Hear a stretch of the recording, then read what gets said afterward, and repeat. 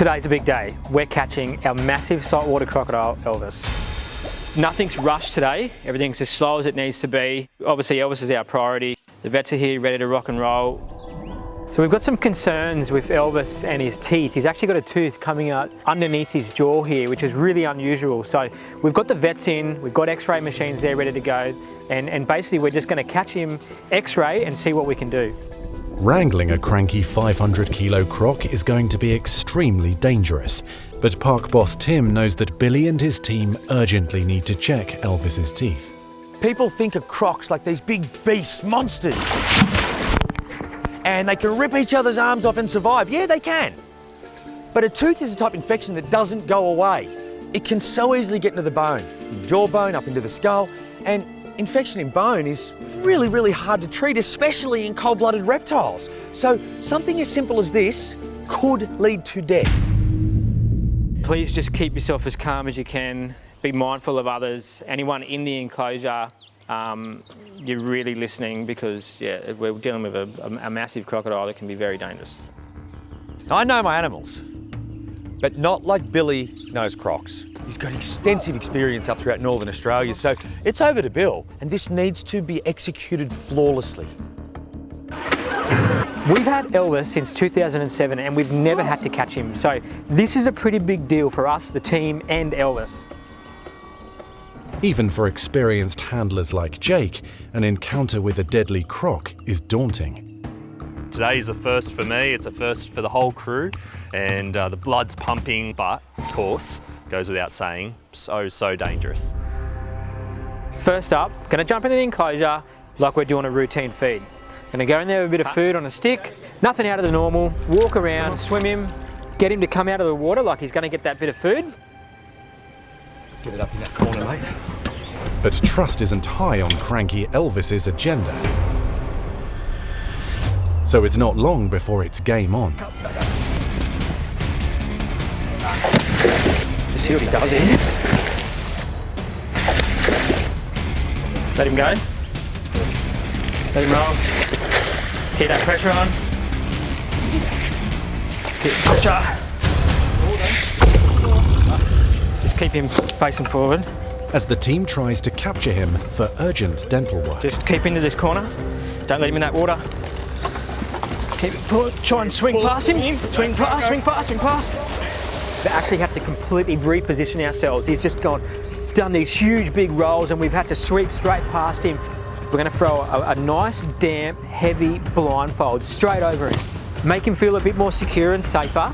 And then, to help Elvis with this procedure and keep him as safe as possible, we're going to use a muscle relaxant on him, which obviously relaxes him right out. It also acts as a short-term memory loss, so it makes everything safer for everyone. Tail is really dangerous. Head's dangerous. Vet Robin is standing by to administer the muscle relaxant via an injection behind Elvis's hind leg. Elvis is a very, very large crocodile with a reputation for being cranky, and it always is a bit nerve-wracking to do that sort of thing. People's lives are at stake. If we don't do our jobs correctly, somebody could get hurt.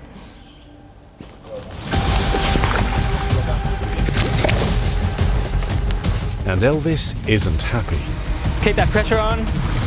So we've just had to completely 180 once again, back to where we originally started. Then he's rolled again. Blindfold's back on. Now we're cooking. We'll let him sit for probably 15 or 20 minutes while that relaxant starts to work. We're going to place the big timber jaw chock straight into his mouth. So he just basically bites down on it. It's nice soft timber, bit of rubber over it. Well done. We're going to go over the top of that with a binding rope to try and give us a bit more security for when we actually jump onto the crocodile so his jaws won't be completely unrestrained. And then we're actually going to jump on him and fully restrain him. Pull that shit up all the way. And we're just going to come in and just straight on. If he goes wild and he's not rolling, we just ride it out. Yes. And pushing down.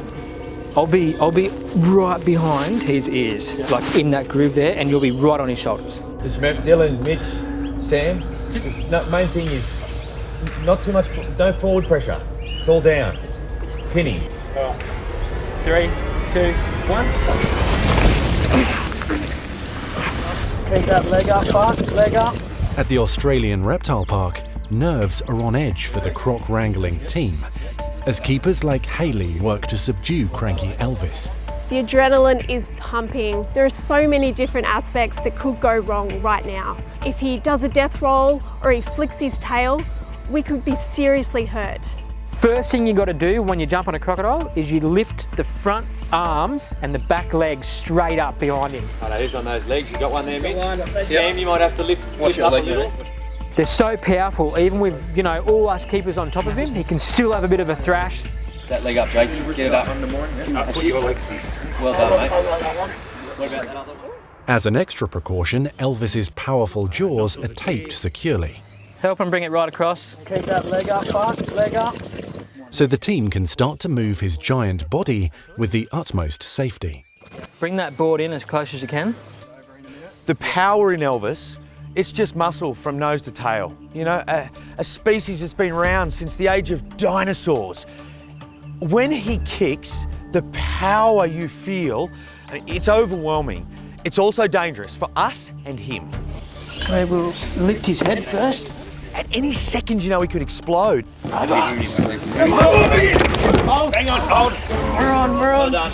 When he does that, we've got to watch out that even a leg doesn't go under. You get a dislocated knee or something like that, or that Elvis doesn't hurt himself. So my heart is pumping out of my chest. Try and lift up the board there, everyone. Ready? 2, 3. A bit more work on the tail. Pull that tail to you, mate. Nick, that's it. Pull it. 1, 2, 3. Well done. Good stuff. Well done, Jake. You're up. No, he's building. Good. Hold on. Got it. Right, Alice? Well done. We've nailed it. It was a textbook capture. He's restrained on the board and now the vets are ready to go.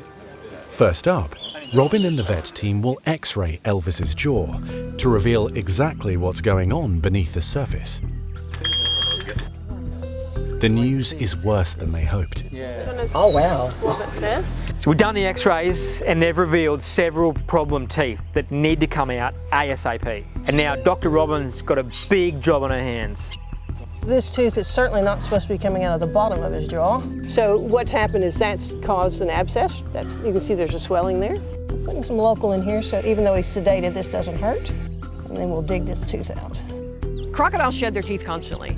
And if they don't erupt correctly, which when they emerge, then they become impacted and infected. And there's teeth still behind that are trying to come out. And if we don't get the infected one out, he could definitely get osteomyelitis, which is a bone infection in his jaw, which would be very, very difficult to treat. Yeah, so I'm going to take out this bottom right one, coming up from underneath and getting it out because it's all connected. That will make it much less painful for him. Elevate this a little bit more. I know, buddy.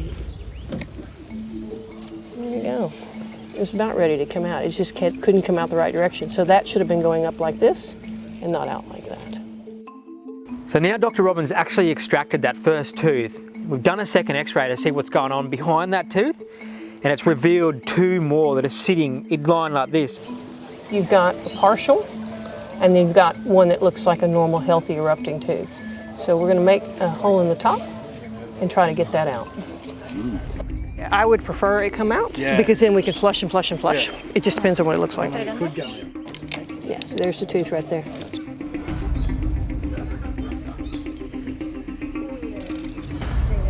So see, that was a second tooth. This is probably younger or more recent eruption than the one we pulled out from the bottom. The first two impacted teeth have come out relatively easily, but the next one is wedged in deep. That final tooth is slightly stuck, and Robin's needing to get right in deep into that cavity to remove it, and I'll tell you what, Elvis is not happy about it. Go in or go on? That was one went on. The power in Elvis's jaws is enormous. If that chalk slips and my hand gets pinned in there, I will lose it. Get ready for a kick. At the Australian Reptile Park, Vet Robin is working frantically to try to remove the final problem tooth wedged tightly in Elvis's jaw. And the big dangerous crocodile is not happy. Now you got some movement. Myself and the team, we've got to continue to restrain Elvis even further because he's just full of so much power. Even with straps over him, jaws restrained, he's just thrashing out of control. Building. His legs are on the ground back here.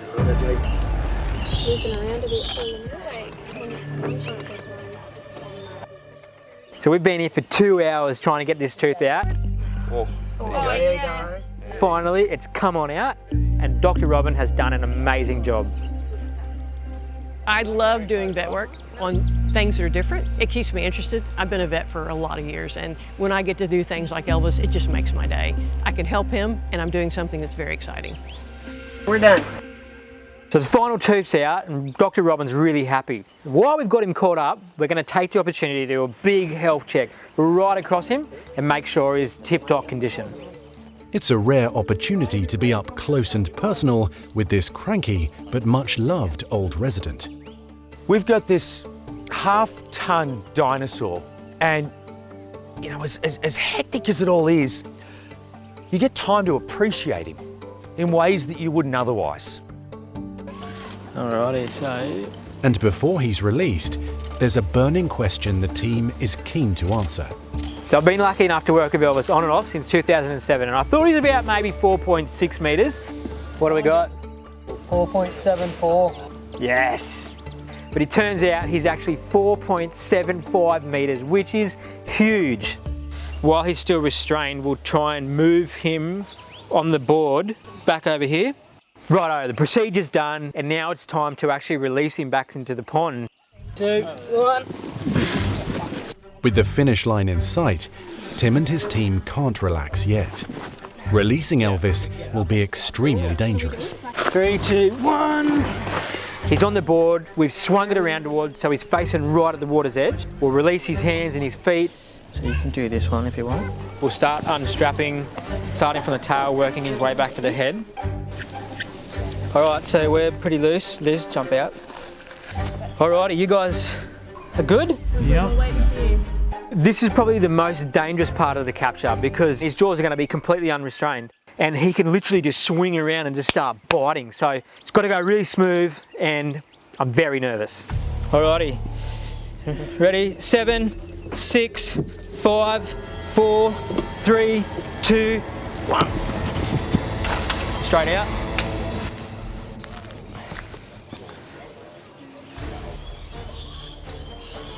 He's still got the mouth chock there, so I'm just going to throw a little rope over the edge of that and flick it out. And then hopefully he's just going to go straight into the water. So Elvis sat there for a few minutes, had a bit of a look around. He's seen that water, went, you beauty, he's just gone straight back in. Sweet. Good boy. And that's a great result for us. He's already doing laps of the pond, and that's a big win. Today's capture and restraint, the whole process was absolutely textbook. I'm so proud of the team, and I'm so happy that everything went so well for Elvis. Nice. Big day. Yeah. Hey? Well done. I reckon Elvis is going to be much happier now. We all know how bad a toothache is, and he had quite a bad one, so that's all gone, and I would imagine he's probably not going to be as cranky as he used to be. This massive crocodile, every 12 months he has a poo sample taken to check on his health. I'm so excited and I just can't wait to get it. Billy.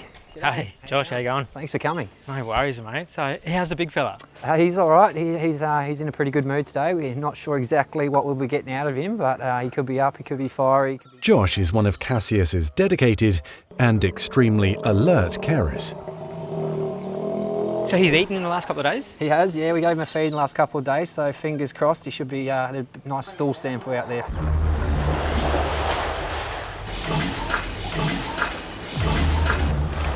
There's no getting around it. Saltwater crocodiles are built for one thing, and one thing only. They're a pretty mean machine. In terms of him as an individual, yes, he's absolutely still a very dangerous animal. Let's go and have a look, eh? Yep. The big question, how are we getting the stool sample? Yeah, that's going to involve you jumping into the water and retrieving it. Now I'm very nervous. All right, Billy. This is Cassius. Far out, mate. He is huge, massive. He's a big boy. Today, it's my job to actually go in there and collect that poo. To do this, I literally have to be absolutely crazy. But I am just so excited to be here today to actually help with this procedure. Tell us about him. How long have you had him? When was he caught? He's been here at the park since 1987. He was captured in 1984 up near Darwin. He was a problematic crocodile. Cassius was a really naughty boy out on the Finniss River in the Northern Territory. He was actually attacking boats. He literally bit propellers off the back of outboards, and authorities, they had to do something about it because they were worried that he was going to start eating people. And how big is he actually? In terms of his measurement, he was officially measured in 2012 by the Guinness World Record Company at 5.48 metres long, so about 17.9 foot. So now I'm getting in the water with the biggest freaking crocodile in the world. How are you feeling about that? Oh man, I am nervous. If there was an easy way for me to get this stool sample, I'd be doing it. But believe me, there isn't. I've got to get in the water. And the reason I've actually got to get into the water and feel around for this stool is I can't risk, if I'm scooping in there with a pool scoop, when I hit that poo, it might fall apart and there's the stool sample gone. So I've got to find a safe spot to enter here. Billy searches for the best place to encroach on the monster crocodile's lair. He's only a few meters from me and I cannot believe how big that crocodile is. This is definitely not the spot to enter. So I'm going to come around the back here. This is definitely the spot. Good depth. I'm only going to have one shot at this because once he clues on to me being in the water, he's going to come flying over. So I'm going to have to get my shoes off, enter right here, feel around, try and locate this stool and get out of there quick smart. I've done some pretty wild things in my life, especially the last 20 years working with crocs. Caught some big fellas. I've stuck my arms down alligators' throats to retrieve things. But this, getting in the water with literally the world's biggest crocodile who's biting down at probably over 5,000 pounds per square inch, I am terrified. I cannot stuff this up. Got my stick, got my poo bag, and now it's time to go swimming. As one of Cassius's carers distracts him by offering an alternative food source to Billy,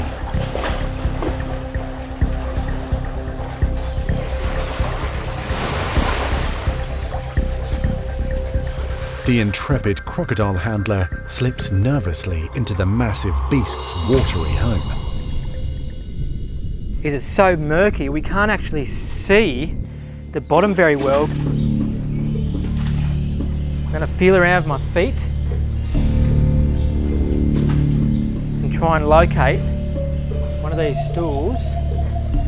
The dangers involved with getting into the pond, this small pond with this almost 6 metre, over 1,000 kilo saltwater crocodile, it's just madness, but there's no other way to do this. You know, it's so important that we get this stool sample. So I've actually got to feel around, find it, secure it, get it into a bag so we can send it to the lab. You got an eye on him? Yep.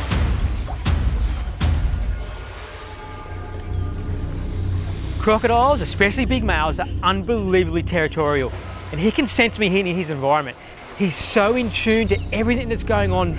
That to me makes him unbelievably dangerous. How you going there, Billy? I'm running out of food. Unable to distract Cassius any longer, Billy, he's moving, he's moving. the dangerous croc begins heading towards Billy. Hurry up. I'm trying to locate a stool. My brain is telling me 1,000 different things right now. I'm feeling around with my feet whilst keeping an eye on this 6 metre crocodile right next to me. I've just got to stay focused and get it done. Hurry up, he's coming. There's a part of me today that's really thinking, am I up for the job? This is really dangerous. It's the whole thing, yeah, he's the biggest crocodile in the world, but he's just so unpredictable. He's so smart, he's so in tune. I've really got to watch myself. I can hear him over there breathing out. Really intimidating. Billy still hasn't retrieved a stool sample from the monster croc, required for an important health check. I'm having no luck yet, but he was sitting here for a good hour. My emotions are running absolutely berserko. I'm feeling around for a stool. I've got a 1,000-kilo crocodile to my right. This massive crocodile, he's huge. He'd smash it just like that. Oh, what's he doing? Billy, he's moving. He's going under. Hurry up, he's coming. I'm trying, but I can't find anything. All right, I got something at my feet. I can actually feel the stool at my feet, but Cassius is starting to move. I need to move quick, smart. That feels like. That is exactly what we're after. Nice big croc poo. As I grab that poo, Cassius swings around and starts making his way towards me. Billy. He's starting to come over. That's my cue to get out of here. I'm slipping, trying to get out of here. Whew, far out, mate. One fresh crocodile stool for you. Hopefully I don't have to do that for another 12 months or so. Fingers crossed. I really appreciate you coming out and doing that, mate. How did you find it? Mate, I was very nervous in there. I reckon he could have felt my heartbeat. I'd probably hear it. It was just bouncing out of my chest. I reckon I've got to go to the bathroom myself after going through what I just did. So I'm out of here. Looking back at being in the water with Cassius, it was unbelievable. You know, my emotions were going absolutely crazy while I was in there. You know, every part of me was saying, Bill, get out of here. Other parts saying, get in here, stay focused, get the job done. But overall, it was fantastic. You know, at least I can say I've been in the water with the world's largest crocodile.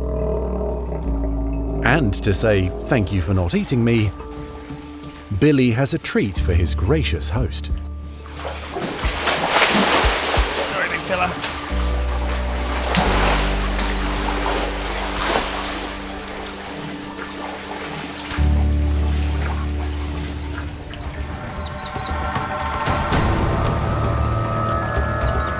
What's going on?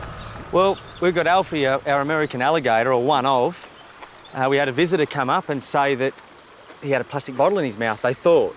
We come down a few minutes later and there's no bottle. The worry is if he swallowed it, it's gone into his stomach, and if it pushes through into his intestine, then it'll cause a blockage. From there, it can actually be fatal very quickly. So it's a bit of a race against time to get in there, if it is in there, and actually remove it. This is all well and good, Tim, but can you tell me why I've got the little ones? Yeah, well, they're the beginner's sticks. It looks like a cricket stump. I'm going in a battle with an alligator with a cricket stump. Point of no return, mate. It's good to remind me of that, Tim, thank you. Chris is at the Australian Reptile Park to investigate if Alfie the gator has swallowed a plastic bottle. He was right there before. If he has, they must act fast. So we walk in and Alfie's not there. So I'm thinking, well, is this really going to happen? And then the backup plan. Alfie's just actually jumped back in the water. So hopefully we can just tap on a bucket, a couple of chickens, and we can bring him up. Oh yes, we offer them some food. Worst case scenario, the 1, 2, 3, 4, 5, 6, 7, 8, 9 all come out. And it's a warm day, so but they should be all right. You've got a little girl coming from this side. Oh. I'll have to jump it while it's pushed down. All of a sudden feel very small, and the only thing you've got is an even smaller stick. We've got Martha there. Yep. So just hang back a little. Remember, put the stick out as she comes. Yep. We get him another 2 metres, we're all right. Sure. 1, 2, 3.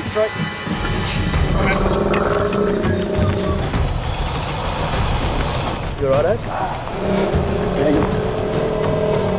Happy? Tail.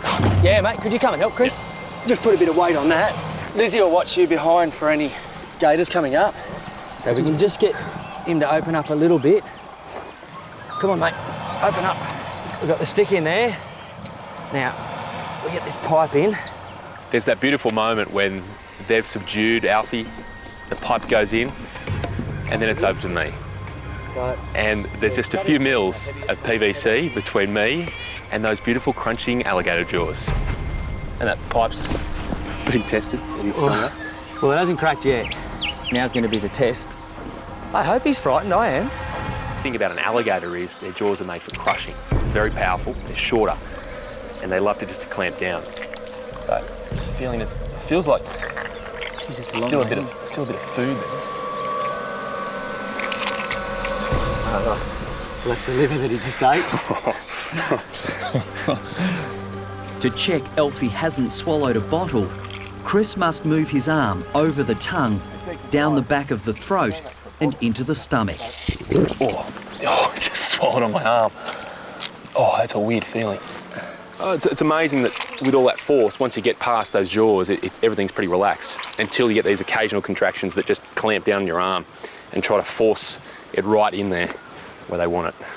Chris needs to move fast as the restless alligators begin to take an interest. What the hell was that? They're all right. There's just one area right at the back that I do want to have a feel before we're sure that he hasn't swallowed it. At the Australian Reptile Park, Chris is carrying out his daunting internal examination of Alfie after reports the gator had swallowed a bottle. Yeah, Martha's all right. She's predictable. She always charges. No. Oh, that's a good result anyway. You're clear, mate. I think you're clear. Yeah. Thanks. It's moments like these. You need to I want to say thank you to you for calling me when you do. Yeah. That's great, isn't it? Look, that's a great result for us. We're pretty happy. I mean, we weren't certain if it was a bottle or not, but to have it clarified that it's not, it's just a bit of peace of mind. So we'll just jump up on 3. 1, 2, 3. Whilst it's a little bit overwhelming to get your hand right down to a gator's stomach, the reality of not doing it and leaving a bottle to go into the intestine and cause a potentially fatal blockage was even more scary. Well, it seems like Martha's been grabbed by another gator. She's one of our oldest, dearest gators, and she thinks she's a bit tougher than she is, so she's probably tried to fend off one of the big guys and they've just let her have it. Where's Chris? He's coming. 30-year-old Martha must be treated urgently before infection can set in. You know the drill, mate. If we go in for any reason, yeah, just stay cool. And I mean, you're probably gonna need 2 at a time to get back in anyway to keep the boat stable. Yeah. Righto, let's do it. We need to get her very quickly and actually assess how severe the damage is. She could be losing blood. She could have internal injuries. We just don't know. To find Martha, Chris and keepers Tim and Obi must search the lagoon, home to more than 30 alligators, all capable of killing humans. See anything through there? Nah. You just can't see very far into this water, can you? Nah. When I was on land, I felt pretty comfortable. Out in the water, that's gator territory. This is going to be really tricky. You can see each of them's got their own little territory. Yeah. Oh, he's standing up. Defence pose there. See the tail out of the water, the back in the head, just to... That's not happy, is it? Well, let's not go near that bloke. Get out of there. Martha? Nah, we wish. Be nice if it was, wouldn't it? wish. Out on Alligator Lagoon, Chris and keepers Tim and Obi are searching for the badly injured Martha. The 30-year-old alligator was attacked by a young male. There she is, right there. Sitting on the bottom. Jeez, Oves, good spot. She's right there. Sitting on the bottom underneath the wharf. Pull it tight, pull it tight. Yeah, got her. Let's get her in. You're right, you jump on bank, Oves. Right. Gonna jump on behind me. 1, 2. Right. Could feel that power in her, even 3 of us on there, and with the head shake, you know, it's a bit of a tug-of-war, so you don't appreciate how lucky that was. Jeez. I haven't got much pressure on her, so just watch out if she kicks. Yeah. So I've got a big gash there, massive gash there, and you can see a bit of blood coming through there too. Can someone just watch out for the gators behind me? Yep, right. Not only has the gator picked on the oldest gator here, but they've also come in from behind and grabbed her pretty much when she wasn't looking and just got their jaws around the back half of her and obviously given her a bit of a shake and a bit of a tear. Jeez, that's a big gash too. Definitely bites, hey? Yeah, they are. Yeah. She's in a pretty bad way. No, she's a beautiful old gator. What are they doing roughing up you, old girl, huh? Is there much flesh or...? There's a bit of skin. I mean, that's her, the base of her abdominal cavity there. Jeez. Let's give her a good nudge. First of all, you need to clean it up, make sure there's no chance of infection, and then concentrate on bringing those wound edges together. Because we've got the added complication, the way that she's going to go back underwater, where there are bugs, there are bacteria that can actually get into the wound. Just going to cut a bit of stuff away from her here so she might jump. Just watch that. What are you going to do with that? No. It's a totally different beast than dealing with a dog or cat. This skin is just so thick, you really have to punch through with quite a bit of force. It's a difficult assignment, and Chris is finding it hard to concentrate with his back turned to 30 curious alligators. What was that? As soon as you slip for a second, they're onto it. At the Australian Reptile Park, Chris is under siege as he repairs the badly injured alligator Martha. Occasionally I do get this sense that I'm being looked at, not in a positive way, but more sort of in a appetising way. And I just know there are eyes behind me right now, and I'd almost rather not look and just concentrate on getting it done as soon as I can. I don't think I've ever stitched faster. The 25th and final stitch. So all done. It's a lot. They look good. Good girl, mate. A final shot of antibiotics, and Martha is ready to return to the lagoon. Right, one, sorry.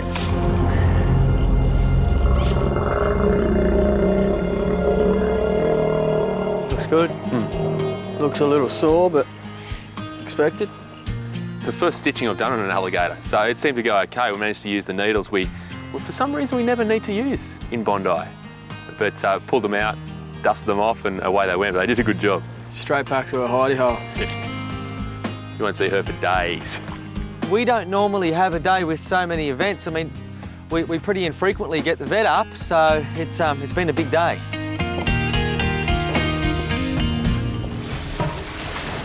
Agro is a resident of the Cairns Rainforestation Nature Park, and this big boy has got himself into a lot of trouble.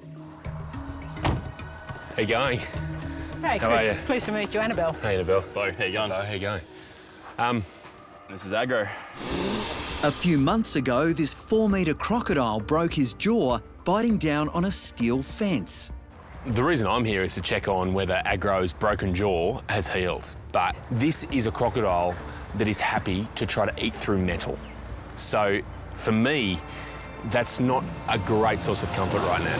He comes for us. The risk here is that infection has managed to get into the bone. If that has happened, then the bone starts to crumble, starts to dissolve away, and one day he'll bite down on something and the jaw will just snap. If that's the case, then he has to have his jaw amputated. So I've worked with alligators before.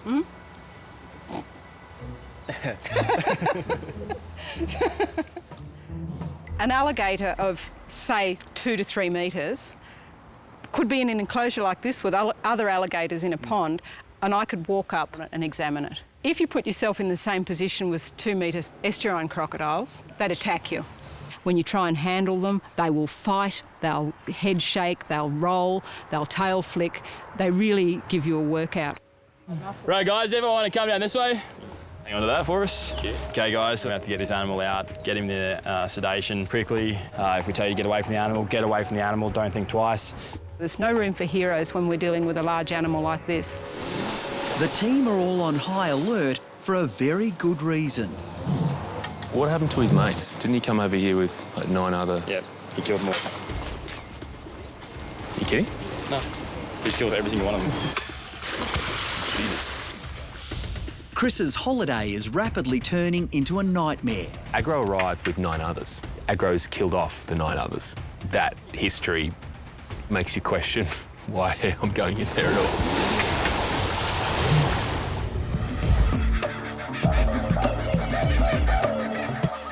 Yeah, he's gonna go.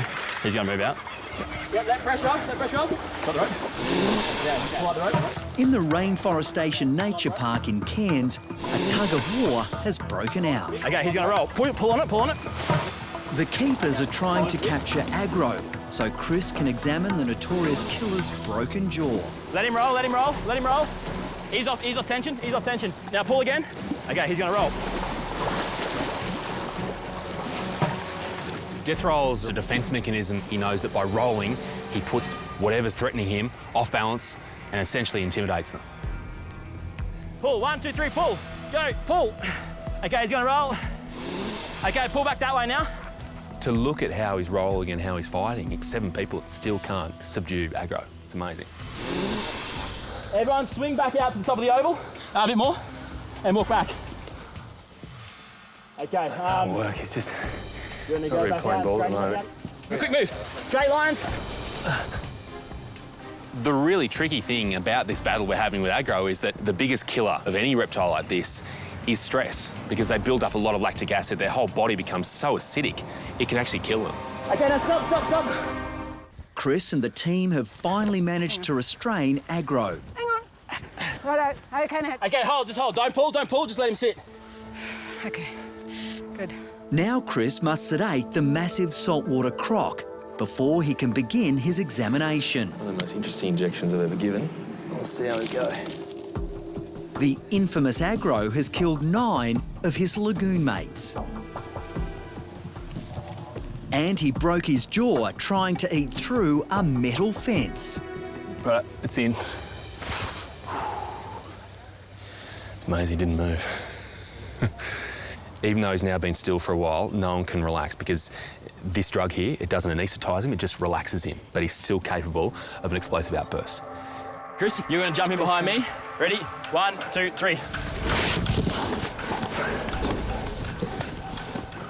The important thing here is just keeping him nice and secure, because the next step is to actually look inside his mouth.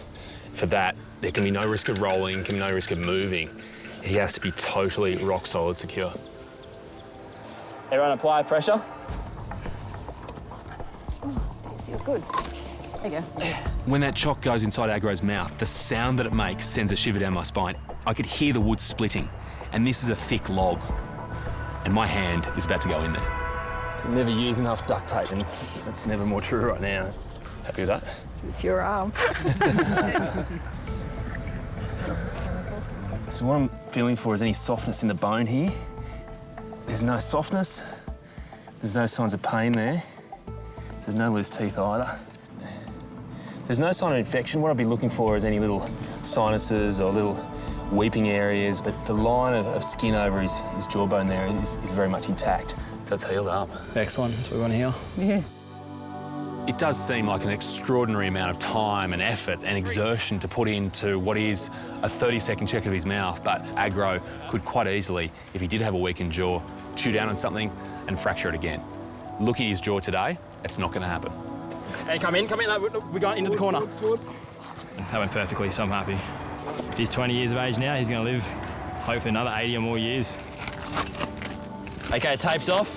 On the count of 3. Yep. 1, 2, 3. Give that a bit of a shake. There you go. Okay, gate. Matt, you got that gate? Pull that gate for us. Still move, can't he? Really, if there is any advice for aggro, it's to stick to the major food groups. Steel isn't one of them. There we go. That was excellent. Very happy with that. All right, my work here is done. Thank you. I hope I showed you what a kid from the city can do sometimes. Oh, you did good, kid.